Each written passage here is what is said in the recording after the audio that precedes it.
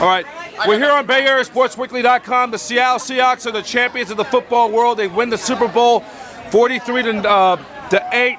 Total domination. The Seahawks, the franchise first ever Super Bowl, the franchise first pro championship up at the Pacific Northwest since 1979. How does it feel? It feels great, man. We're just happy to be here. I mean, it's been almost 30 years, and you know, Seattle needs this. We got some more Seahawks fans. Come on. How's it feel winning the Super Bowl for the first time? It's incredible. I'm just extremely excited that Percy Harvin finally plays a full game and earns that check. Doing great with over 100 net yards of offense, including the big kickoff return that sealed the fate to start the second half. What do you guys thought in the first game, in the first quarter, that bad snap by Denver? That when everything went downhill. You went downhill for the first play of the game, man. That first play, that safety. I mean, what do you do from that? We came back, we came out hard, and we dominated the entire game. It wasn't just that first play of the second half, it was the entire game. That bad snap really said, I mean, first play of the game, you come off with a bad snap like that, it just shows you're not ready to perform, you know, at a championship level, and really Peyton not being able to catch that, the bad snap to begin with, it really showed that they just weren't poised, ready for a championship game. So Peyton coming in there with the reputation of being the best offense. This is one of the best offenses of all time. Scored more points than anybody, and they get shut down. This is probably more touchdowns. Really didn't bring it, and to have a bad snap like that to start a Super Bowl really showed that they just did not bring it tonight. Coming against the best defense in the NFL, Seattle brought it. Seattle showed up on offense. Like Richard Sherman says, and I mean, we man up, we stand up. Hey, you know, they're the champs now. You guys, they backed it up. They cashed the checks, and they're the champ. They're the new champions of pro football. The NFC champion has now won 5 of the last 7 Super Bowls, including currently the 4 of the last 5. Only one other team in the NFC have multiple Super Bowls, and that was the New York Giants, who won it all in 2007 and 2 years ago in 2011. So that just shows you right there, the NFC has really regained control. The NFC really have gained control of the balance of power in recent years, and the NFC West. And this is, I mean, and now where you will rank this Seahawks defense with the all-time Super Bowl great domination? Where you rank this defense with? Can you rank it up there with the? Can you guys rank it up there?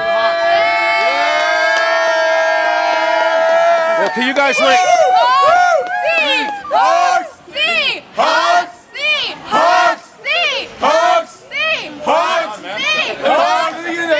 Can you rank this defense up there with the 85 Bears? Can you rank this defense right there with the 85 Bears or the 2000 Ravens? No, but I seriously think someone with domination. Those are great historic teams. We're living in the now. We do our thing. 8 points against the best offense in the league right now. Against Peyton Manning, against that 43 points by the Broncos. That's the most given up by a Bronco team in the Super Bowl since they gave up 55 against the 49ers, 55-10. Super Bowl 24, some 24 years ago, back in January 1990. Sorry, what was that? But the most points Denver have given up. Now, there's one more differential that's bigger than that, but I'm the only Australian Seahawks fan in the whole fucking world. And this is the first Super Bowl you ever see. Hey, it's gonna be a party up there, up in the Emerald City, you know. And you also got to remember, you know, this dominating defense, you know, and #1 ranked defense, fewest points scored, turnovers, turnover differential takeaways, 21 points off in the takeaways tonight, and you know.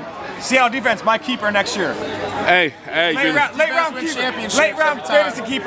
fantasy keeper. Russell Wilson's now only the 3rd youngest quarterback at the age of 25 years old, 65 days to win a Super Bowl. Right up there with Joe Montana, won at 25, Tom Brady, and I'm going to guess Ben Roethlisberger. You know way more stats than I do. Russell Wilson's a boss. I'm going to hate to say it, but I mean, Russell Wilson showed up tonight, and honestly, any other quarterback cannot even compete with him tonight as far as how cerebral he was. I totally agree. Tactical, shooting lasers all night. Russell Wilson, absolutely best 60 minutes I've seen him play in the second half of the season. He looked impressive the first start, kind of slowed down a little bit, but absolutely tonight showed Russell Wilson came to play tonight, and it really showed for the Hawks. And you know, Russell, I mean, and you know, this is a guy who wasn't even supposed to be the starter last year. Doug Flynn was supposed to be their starting guy.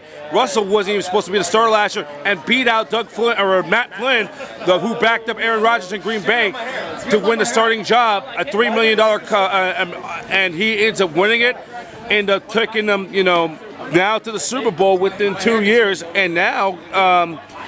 And now the question is, you know, he was what.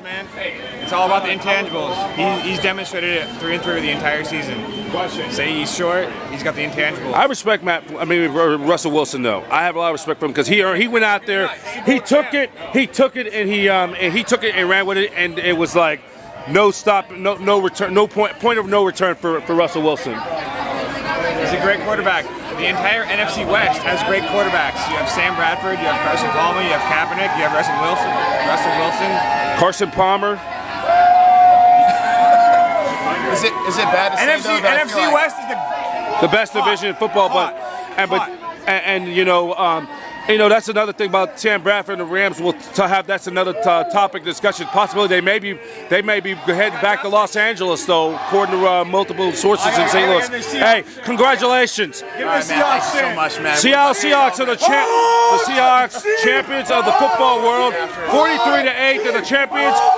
I'm Brian Professor B. Davis for BayAreaSportsWeekly.com and the Arena Sports Network.